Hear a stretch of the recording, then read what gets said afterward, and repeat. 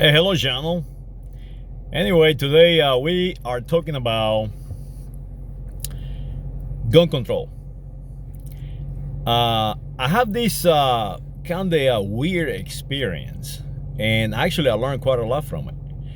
I went to the Pasadena gun show this weekend, and I really enjoyed it. It was a very beautiful show.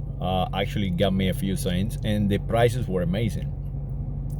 And in these gun shows, we have people from all sorts of walk of life selling guns, and because of that, we have some extremely how can I say, to use a word not to offend anybody, weird. I mean, actually weird, ignorant and lack of uninformed, if you will.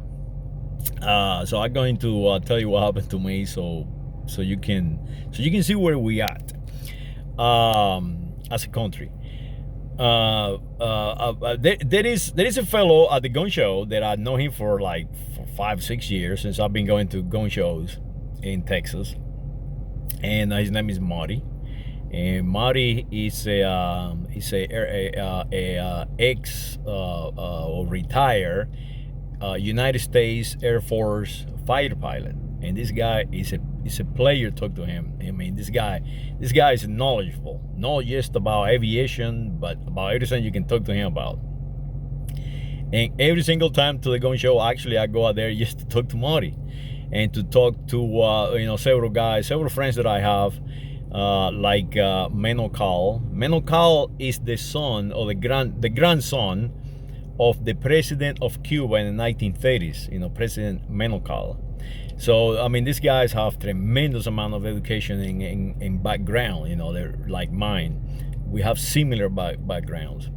So as I was talking to Marty for like hour and a half about everything in the world, I start moving along, and this guy asked me that he was listening to the whole conversation.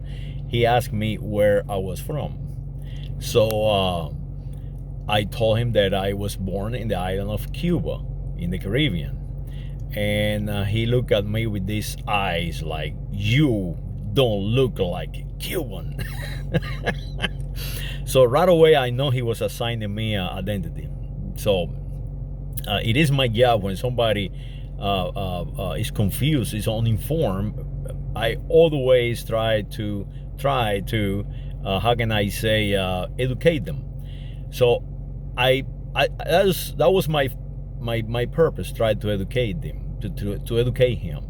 So I asked him, what a Cuban in your perception should look like.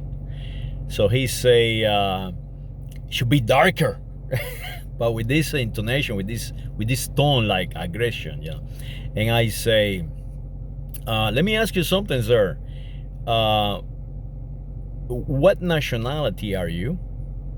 And he, to my surprise and the surprise of my friend, he did not know his nationality. So I try now to help him along. Actually, now something came over me and say, this guy is very uninformed, and this guy, he's after you for some reason. He's wanting, because he listened to the whole conversation about airplanes, and he's wanting. He felt like inferior in some way.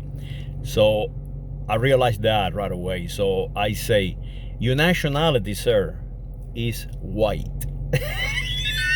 And I look at Marty look at me like, what just happened here? I say, sir, your nationality is white. And he said, yes, I am white. So I prop him up. And I say, yes, you guys are like amazing. You have created nations. And I mean, I really prop him up, and he was like, gung-ho. And then I did something amazing. I say, oh, by the way, white is a color. And I have a lot of dogs, and I always call them white. And I feed them, and they come to me. Every time my vocal cords made the sound white. So white to me is a condition of animals. So when I call you white, you are no different than my puppy. When somebody call you white, it's no different than my puppy. When the television call you white and assign your identity white, you are nothing but a puppy. And an educated man that comes in front of you and you try to assign them an identity, he's going to laugh at you like I'm doing right now. So he really got, I mean, he started looking for guns and stuff. So I say to him, hey, listen, if you need a gun, we can buy you one right now. We're in a gun show, my friend. So he realized that. He realized, oh shit, this guy, I am in a gun show and I am attacking this guy full of people here, and this guy haven't done nothing to me. So he came to my face. He actually got up and rushed me. And of course, I won't move. This is Texas, and this is my land, and I will not yield to somebody who is attacking our community. So when I come about gun control, yes, I think we do need gun control, because we have people like that man, they have acquired an identity not of the United States of America. They are no longer United States of America nationals. And that is scary. That is you have no idea how dangerous that is. When you have a population that does not believe on who we are, they somebody else. And these guys are selling weapons. These guys are training. These guys are selling weapons. Like in my case, I shoot at least 10,000 rounds a year. I mean, these guys are shooting all the time. This is the guys that they train all the guys.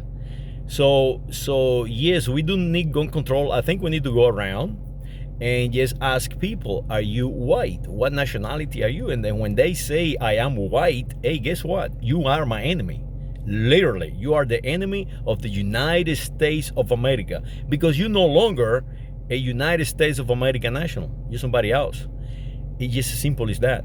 So yes, we do need control. We need control guns, and I'm a gun enthusiast, and I think guns are getting serious, because if for some reason the English, they're controlling the education and the how can I say, the information, they start breaking us down like that, taking people's identity, and we are going to fight each other.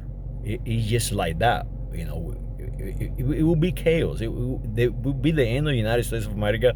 So we do need gun control, but we need gun control in the way that is effective, you know, selective. You cannot just take everybody's gun away, because people will not yield their guns. Like in my case, if you come to take my guns, I will not yield my guns. And it is not because you are my enemy. It's because those guns are going to defend this country from the whites, from the ones they are completely conditioned not to be United States of America citizens.